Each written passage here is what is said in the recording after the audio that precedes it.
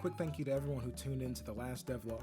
With the Kickstarter in full swing, I've been taking in feedback and I've taken action, some of which will be shown in this video.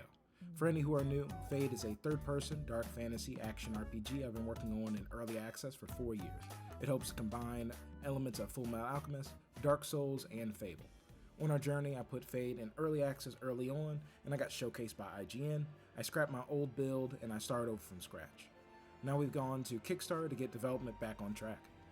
Now, where we stand now, Fade is currently 200% funded on Kickstarter, a great achievement that has really shocked me, but we still have much further to go. Where the project stands now, we have full funding to work on our character models for our bosses, and also to work on our character creator. With 25 days left in the Kickstarter, we still have a ways to go, so I'm setting my sights on a crazy goal of reaching 50,000. This would more than cover all of our expenses and would allow me and my freelance team to basically work on the project full time. Now with our debrief out of the way, Fade's current build is good, but after this video, it's going to be better. You've all been great in the forums giving me feedback on what you like and don't like about Fade. Going through this, I compiled a few things that really stuck out. Reducing the bloom in the game, adding an option to disable camera shake, adding a slider to lower the gameplay's music volume, and then lastly, combat music should stop when speaking to certain NPCs. All of these are doable with just some tweaking from pre-existing systems. Starting off with the camera shake. In order to fix that, I just gotta go to the player blueprint where you take damage and add a call to the game instance. Then I'll just add a new boolean variable to the player settings config called camera shake. Then with this being saved to the system and everything regarding your save file, this will make sure that every single time you log in or anytime you change profiles, it'll adjust the setting to the correct one. Now we just have to add it to the settings menu and voila. Now we can turn camera shake on and off just by pressing this button in the menu, just by toggling it on and off. Now, bloom is a little more complicated as it is something that's linked to the post-processing of specific levels or areas. So we're going to put it to a slider from intensity 1 to 6.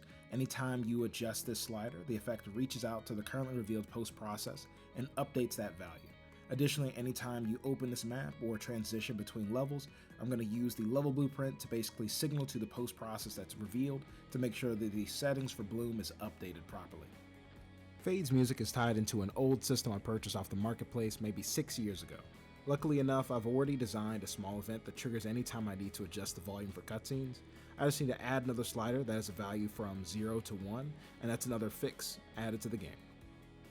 Now, with all those other tasks that require a little more effort completed, I normally save the easiest thing for last, which in this case would just be the dialogue triggering to make sure that when cutscenes or direct dialogue conversation starts, it'll make sure that enemies are basically just put back to their place. That way dialogue doesn't have combat music layered over it. Now, I'm a pretty lazy game dev, so I mainly just made it so whenever you start a cutscene or you start a dialogue, it's going to return enemies back to their initial spawns. This way I can make sure that you're not getting swarmed by enemies during cutscenes, as well as if you're talking to an NPC, you don't have to worry about dialogue getting fleshed out by combat music.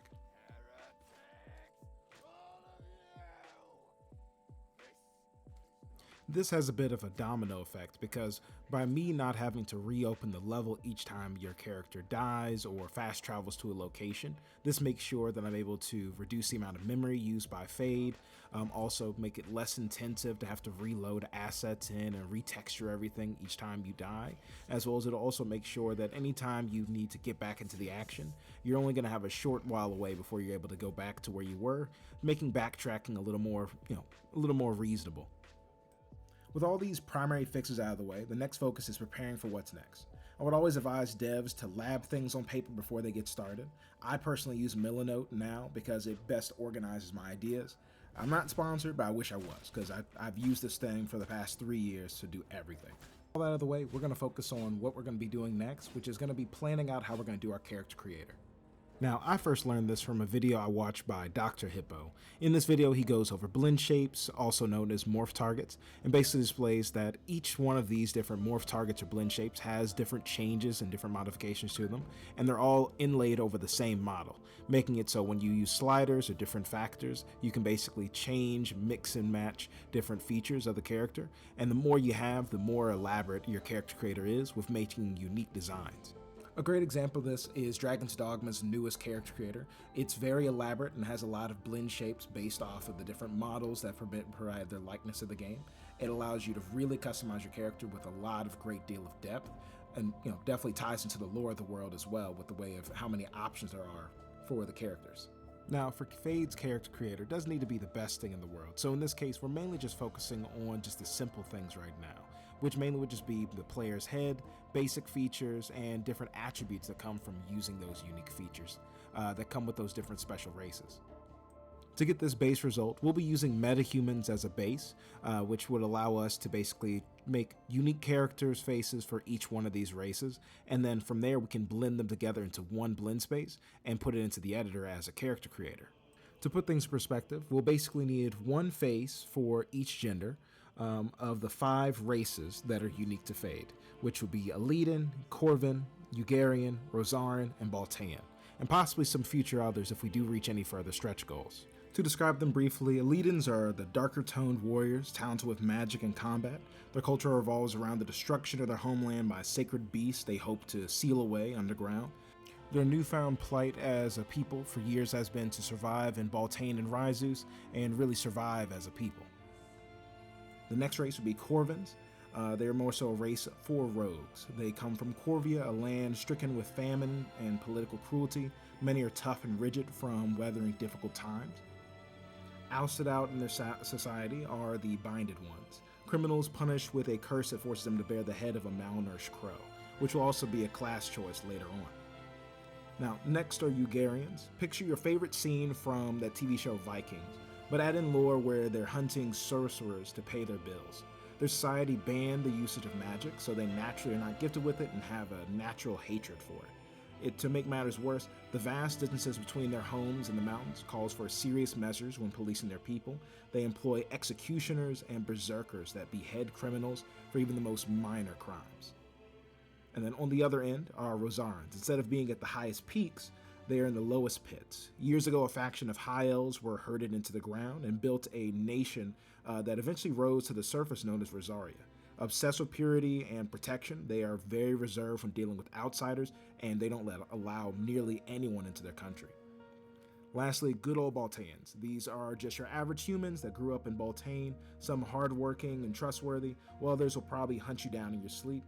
Their people mark their criminals with eye tattoos. It's the best way to allow someone to know that they should not be trusted. So once each of these different character heads is basically just going to be molded out and basically redone, because metahumans are effective, but they aren't the most efficient performance-wise. Basically, each of these is going to be blended into 2 separate blend spaces, one for female characters and one for male characters. And this will allow the player to modify their facial features with sliders so they can move more in the direction of each one of these different classes or these different races. Now, one of the biggest things, lastly, would be Fade's world is in need of a big tune-up. The old Raven Inn, a respite for players, is going to be updated to Vincent's Aura Mantle, a temple-like chamber that would facilitate an item shop, potion modifying station, blacksmith, and a place where Vincent keeps keeps people you've rescued during your journey. In this case, it would also be where you already get access to everything like you do now, but it would also more so fit the setting better, and the fact that it's separated outside of where this struggle is happening, which will give you more control over it, especially when you find it later in the game by just finding it naturally. Now, in this case, we'll end off this segment with a quick fly through of Fade's world so far, just to showcase some of these different designs, different locations. A lot of this has already been kind of mapped out and kind of written down on paper, and I'm slowly adapting it as I have more time to design a level and work on different things. My current goal is to finish mapping out Whisper Downtown, Uptown, the Cathedral area, and the Boss Arena, which will allow me to basically put that in for the Whisper update, which will include the next boss area. And then at the same time, our character artist is going to be doing the 3 bosses you encounter in that area, so I'm also going to be adapting the animations to go ahead and make a good basis to build on. Now, with that being said, that's all I really wanted to cover in this video. I'll definitely cover more in the next devlog when I show more of the stuff I'm going to be working on, when I get, really start tackling some of these things I mentioned in this video.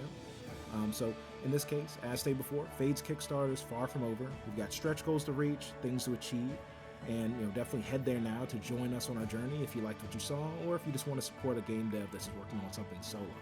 As usual, I ask a favor. If you watch this video for this long, follow us on Twitter, Blue Sky, like, subscribe, and share this video if you think anyone else will be interested in this content. Help your algorithm feed you more content just like this. And that being said, that's it for me. Till the next one, peace.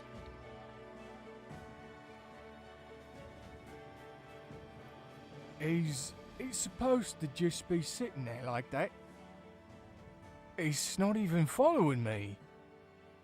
You found this in Celeste, right? O dare S chose in one. Celeste. Prove yours, elf, by me.